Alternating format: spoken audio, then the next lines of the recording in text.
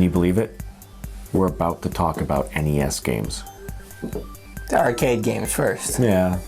But they're the games that were on the NES. The Versus Systems arcades by Nintendo, introduced in 1984, a year before the NES was introduced in the North American market. It was Nintendo's way of bringing Nintendo games to the market before they had an opportunity to play it at home. They had about 30 games released, including a lot of the original black box games. The Nintendo Versus System was more or less up-converted games from the home console into the arcade. Hey, we got these games over here, maybe you'll play, maybe you'll like these games, maybe a year from now you'll see these games on something else we have planned. Like a drug pusher at an elementary school. Kind of, but you still paid for the first hit in quarters. There were some things that were a little bit different. For example, Super Mario Brothers in the arcade was a lot harder than it was at home.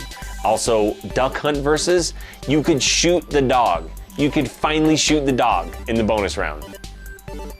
Best day in video game history. Not all Versus, but a number of the Versus cabinets were Versus. Like, in the sense, you versus a buddy. They had a whole bunch of different setups.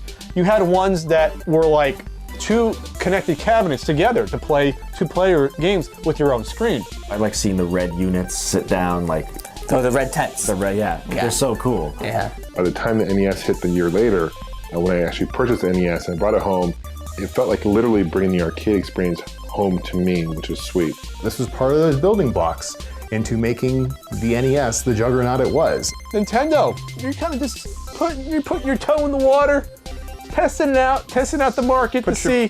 You're trying to see if people want these games, maybe in the future for something coming out. Toe in the water.